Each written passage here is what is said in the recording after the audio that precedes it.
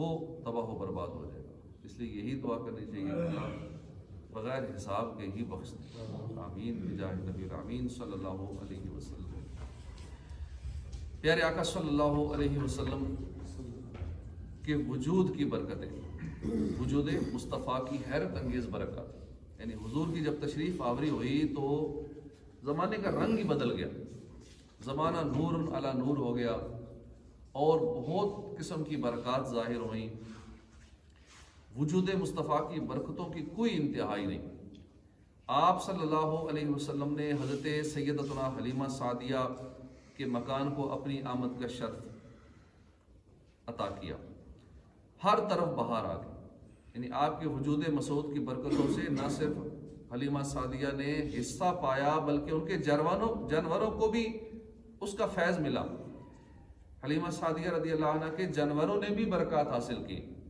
چنانچہ حضرت سیدتنا حلیمہ رضی اللہ عنہ فرماتی ہیں کہ جب ہم رحمت عالم صلی اللہ علیہ وسلم کو اپنی گود میں لے کر مکہ شریف سے اپنے گاؤں کی طرف روانہ ہوئے تو میرا وہی خچر اب اس قدر تیزی سے چلنے لگا کہ کسی کی سواری اس کی گرد کو نہیں پہنچتی تھی۔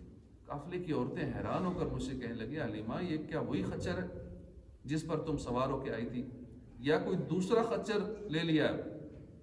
الغرض ہم اپنے گھر پہنچے، وہاں سخت قحط پڑا ہوا تھا، تمام جانوروں کے تھنوں میں دودھ خشک ہو چکا تھا، لیکن میرے گھر میں قدم رکھتے ہی میری بکریوں کے تھن دودھ سے بھر گئے۔ اب روزانہ میری بکریاں جب چراگاہ سے گھر واپس آتی ہیں تو ان کے تھن دودھ سے بھرے ہوتے، حالانکہ پوری بستی میں اور کسی کو اپنے جانوروں کا ایک قطرہ دودھ نہیں ملتا تھا۔ میرے قبیلے والوں نے اپنے چرواہوں سے کہا کہ تم لوگ بھی اپنے جانوروں کو اسی جگہ چراؤ جہاں حلیمہ سعدیہ کے جانور چرنے جاتے ہیں۔ چنانچہ سب لوگ اسی چراگاہ میں اپنے مویشی چرانے لگے جہاں میری بکریاں چرتی تھیں، مگر یہاں تو چراگاہ اور جنگل کا کوئی عمل دخل نہیں تھا۔ یہ ساری برکتیں تو حضور صلی اللہ علیہ وسلم کی تھی، جس کو میں اور میرے شوہر کے سوا میری قوم کا کوئی شخص نہیں سمجھ سکتا تھا۔ اسی طرح جب میرے آقا صلی اللہ علیہ وسلم دوران سفر معبد کے گھر تھوڑی دیر کے لیے ٹھہرے تھے اور وہ بکری جس میں بالکل دودھ نہیں تھا تھنوں میں، میرے آقا نے اپنے مبارک ہاتھ لگائے، اس کے تھن دودھ سے بھر گئے، دودھ دویا، دودھ پیا، سب کو پلایا۔ تاریخ میں لکھا ہے کہ وہ بکری 18 سال زندہ رہی، جس کو حضور کی برکات نصیب ہوئیں۔ اور سیدنا فاروق اعظم کے دور میں جب قحط پڑا تو تمام جانور خشک ہو گئے، دودھ ختم ہو گئے، پانی تک نہیں ملتا تھا، لیکن اس بکری کے تھنوں سے دودھ کی نہریں جاری تھی۔ لوگ دور دراز سے اس بکری کا دودھ پینے آتے تھے، جب کسی کو پانی بھی نہیں ملتا تھا، پانی بھی خشک ہو گیا تھا، لیکن چونکہ اس بکری کو میرے آقا کے ہاتھ لگ گئے تھے 18 سال پہلے، ایک تو اتنا لمبا سا بکری زندہ رہی 18 سال تک اور دودھ اس کا ختم نہ ہوا۔ یہ ساری وجود مسعود، وجود مصطفیٰ صلی اللہ علیہ وآلہ وسلم کی برکات تھی۔ اور ان کے گھر میں چونکہ میرے آقا جلوہ گر ہوئے تھے معبد کے گھر میں، جب ابو معبد ان کے ہسبینڈ گھر آئے، انہوں نے کہا کہ آج کیا معاملہ ہے کہ گھر کا رنگ ڈھنگ ہی بدلا ہوا ہے، نورانی ہے، خوشبودار ہے، گھر کی ہر چیز ہی عجیب لگ رہی ہے، مطلب پہلے سے بہت زیادہ بہتر لگ رہی ہے، کس کی برکتیں ہیں؟ اب ان کو نام تو پتہ ہے، کہا مبارک آیا تھا بس۔ کچھ عرصے بعد جب یہ مدینے گئے، وہاں بازار گئے، وہاں مبارک کی تلاش میں ابوبکر صدیق کو ان کے بیٹے نے پہچان لیا کہ اس مبارک کے ساتھ یہ بزرگ آئے تھے۔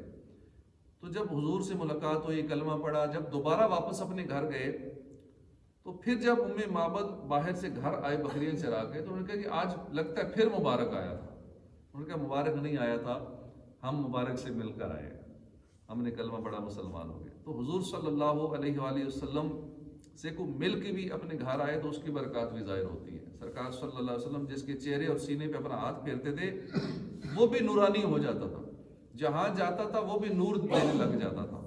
حضور جس کے سر پہ ہاتھ پھیر دیتے تھے اس کی خوشبو جاتی ہی نہیں تھی، جس بچے کے سر پہ ہاتھ پھیرتے تھے وہ بچہ دوسروں سے ممتاز ہو جاتا تھا کہ اس سے خوشبو کی لپٹیں آتی تھیں۔ تو یہ ہے ساری وجود مصطفیٰ صلی اللہ علیہ وآلہ وسلم کی برکتیں۔ محبوب کبریا محمد مصطفیٰ صلی اللہ علیہ وسلم کی نشو و نما دوسرے بچوں سے نرالی تھی، یعنی جسم شریف کا بڑھنا دوسرے بچوں سے بالکل مختلف تھا، دن بھر میں پیارے آقا آمنہ کے دل ربا حلیمہ کے پیا صلی اللہ علیہ وسلم کے جسم مبارک میں اتنی نشو و نما اور توانائی آ جاتی جتنی عام طور پر بچوں میں ایک ماہ میں آتی تھی۔ حضرت سیدنا امام عبداللہ مروزی رحمۃ اللہ علیہ نقل کرتے ہیں کہ جب رسول اکرم صلی اللہ علیہ وسلم کی عمر مبارک 2 ماہ ہوئی تو بچوں کے ساتھ گھٹنوں کے بل چلنے لگے، 3 ماہ ہوئی تو اٹھ کر کھڑے ہونے لگے، 4 ماہ عمر ہوئی تو دیوار کے ساتھ ہاتھ رکھ کر ہر طرف چلا کرتے تھے، 5 ماہ کی عمر ہوئی تو چلنے پھرنے کی پوری قوت حاصل کر چکے تھے۔ جب عمر 6 ماہ کو پہنچی تو تیز تیز چلنا شروع فرما دیا۔ 7 ماہ کو جب عمر ہوئی تو ہر طرف دوڑتے تھے۔ جب 8 ماہ کی عمر ہوئی تو یوں کلام کرتے تھے اور بات کو اچھی طرح سمجھ بھی لیتے تھے، بات اچھی طرح سمجھ میں آ جاتی تھی۔